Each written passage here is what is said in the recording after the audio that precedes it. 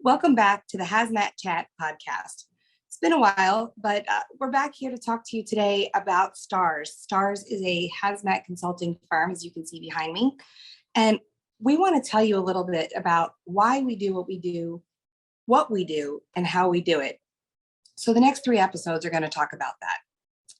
So why would anyone want to run into a fire when everyone else is running out? Kind of a crazy question, right? That's how I started my career as a firefighter. Did that for 10 years. And I get that question all the time. Why would you run into a burning building? And, a lot of people say safety first is a cliche, but to me, it really means something. Somebody has to put that fire out. And it's much better if we can prevent it in the first place. You guys saw Smokey the Bear when you were kids, or even now they have some new commercials. And he always says, you too can prevent wildfires. It used to be forest fires. But the point is that you can take an active role and you can prevent those things, an ounce of prevention worth a pound of cure. And so what is the difference between those people who gravitate towards the things that everyone else prefers to avoid, like running into a burning building? For me, the reason I do this is because of the things that I've experienced and seen in my time with the fire service, in my time with DOT as a federal regulator, and now with STARS, the consulting firm. So we see all the things that go wrong, why they go wrong, how they go wrong, and what the outcome is. So my very first experience doing hazmat response with the fire service was a truck on the way to a paper plant. It was a dump truck, and it was carrying a dangerous when wet powder, a bleaching agent. And that material, when the truck crashed, it spilled all over the ground. And this was a rural area, so there's a lot of trees and brush, and it was raining because, of course, the dangerous material, it's got to rain. So the truck spilled, and of course, everything caught on fire. There were sparks everywhere. Then there was a fuel spill that I ran one time. Another truck had overturned, spilled a load of fuel, and it caught on fire, caused a forest fire. Started as a brush fire, then it got up into the trees. And when we started going in to put this fire out, we discovered that the fire was surrounding an animal rescue. And there was about 20 puppies in crates outside in the woods. It was part of the animal rescue. It wasn't like they were just stashed there. But so we had half of our team trying to keep the fire away from the animals, and the other half of our team trying to break these locked crates open to get these puppies out. And then fast forward a few years in my career, and we STARS had the opportunity to be the technical experts on the Lac-Mégantic train derailment from 2013. If you remember, that was the one where the train brakes failed. There's a bunch of different details there, unimportant, but the train ran away with no driver, no engineer, and it was going downhill, gained speed, and it went into the town of Lac-Mégantic, Quebec. It derailed because it was going entirely too fast for the track, and it hit a bar where people were having a birthday party. 47 people in the town were killed, and the town was pretty much wiped off the map. STARS had the opportunity to be technical experts on that case and ensure that our client was adequately represented. I've also witnessed numerous industrial accidents, such as failure to follow procedure that results in a rail car accidentally connecting to cars that were being actively loaded with hazardous material. It caused a spill of product and a major property damage, but thankfully no injuries. There was a refusal to wear a safety harness that caused a gentleman to fall over 60 feet, and he was obviously killed. The reason he refused to wear the safety harness is because no one else on the crew did. It was sort of a macho thing, or it was uncool to wear the safety harness. And so he chose not to and paid for it with his life. And now that little girl has no dad. I've seen limb amputations and 3 people killed because they failed to follow confined space entry procedures. So for me, the reason I tell you all this is because these are the things that make me feel passionate about what I do. What we do makes a difference. And I'm especially attracted to rail operations, but STARS works in all fields, truck, rail, air, highway.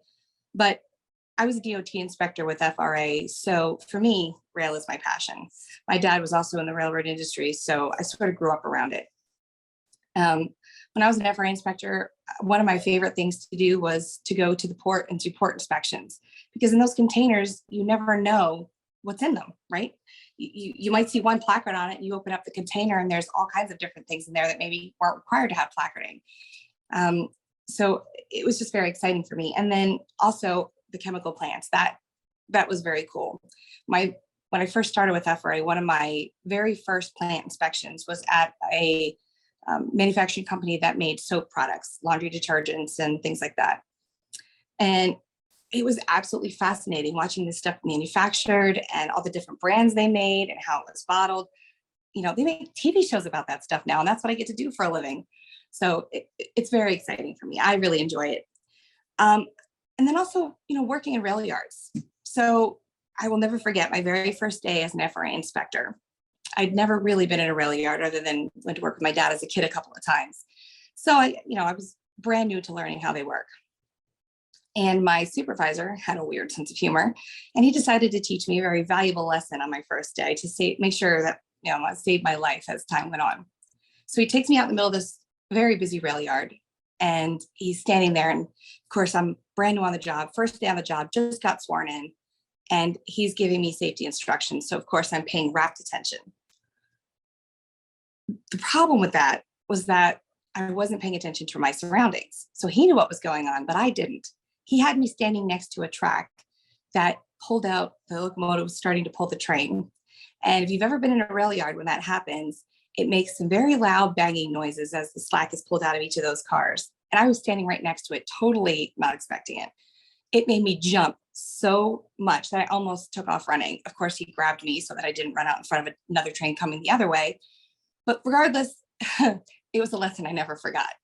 Every single time I walked into a rail yard, since then, even now, I always think about that. My head's on a swivel now, and it's not just an abstract lesson that somebody drilled into my head. It's, I had a very real experience that scared the daylights out of me.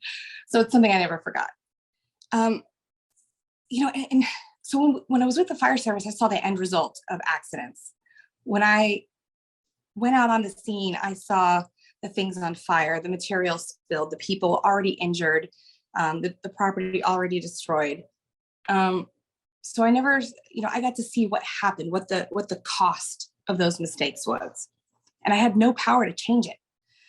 All I could do was clean it up and try to mitigate whatever damage that I could. When I went to FRA, I got to see the reason for that noncompliance, the reason that those failures took place. Why did we have this accident that caused this to catch on fire or caused these people to be injured? But again, only limited power to change those things, only limited power to educate. Really, the only power I had as a DOT inspector was a little bit of education, but mostly monetary penalties for the company. I didn't really have the authority or the ability to advise them how to implement the regulations. I could really only tell them what the minimum federal standard was. I really wasn't even supposed to go into what industry best practices were, what their competitors were doing, or their customers. So there was no opportunity for them to learn from the experience that I was given by seeing all the different companies. Now with STARS, this consulting firm that I now have the power to help prevent those accidents.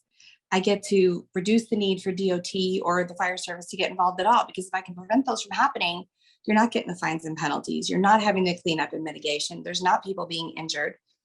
I have the ability now to help my clients, educate them on not only what the minimum federal standard is, what the basic rule is, but also helping them understand how to do better than that, how to make sure that they don't even get to where they're touching that threshold, how to make sure they're implementing those rules in the way that best works for them, how to take the pitfalls and successes of other companies and help them learn from them without having to make the same mistakes or go through the same learning curve. I can take what I've learned over my almost 25 years of experience in the hundreds of companies that I've visited and worked with to help my clients navigate those complex rules and that complex environment. So I have 4 little children. My oldest are twins. They're 5 years old. And I also have a 3-year-old and a 1-year-old. So mine are all really little and really close together. Why do I say that? Because like all of you that have kids, I want to be the best parent that I can be. That's why I do just about everything I do, is to teach my kids, to be an example for them, and to provide for them. That requires me to be in the best possible health I can be in, and arrive at night in the same condition that I left in that morning. And transportation accidents put all of us at risk, put my kids at risk, put them at risk not only deliberately or directly from things like exposures. If they're at school and there's a gas leak, their health is in immediate danger. But then also the exposure to me as their mother, as their sole provider, as their sole parental figure. If something happens to me, it certainly is going to affect them. So we have to consider not only the immediate risk, the illness, the injury, fatalities, but long-term effects such as cancer, organ failure, health decline over time, environmental damage, water, soil, air. There was a situation recently where a water source, which was once pristine, was contaminated. And unbeknownst to the residents who were using that water source as drinking water, all kinds of health problems developed. But then there's also property destruction. People think, just one person's property got destroyed. It stinks, but so what? Well, it's more than that. We're talking about not only homes and businesses, small businesses like myself. Our business is our entire life. It's our entire livelihood. It supports my entire family and all the families of the people that work for me. And then there's schools, and what about hospitals and infrastructure? You take out a major highway, you could cripple the commerce or the economy of that area for a long time. So, transportation is the most vulnerable part of our supply chain. And it's the one that people don't think about. And it also has a significant potential for impact on not only the lives of people in the industry, but also the lives of all the people in the communities that those packages, those trucks, those trains, those sea containers pass through. That's why I do what I do, is to prevent all of the things that I've witnessed throughout my 25 years from happening as much as I possibly can, to prevent the fines and penalties, to prevent the illnesses and injuries, and so that myself and other people like me get to go home to our kids. Thank you very much for joining me, and I look forward to talking with you next time.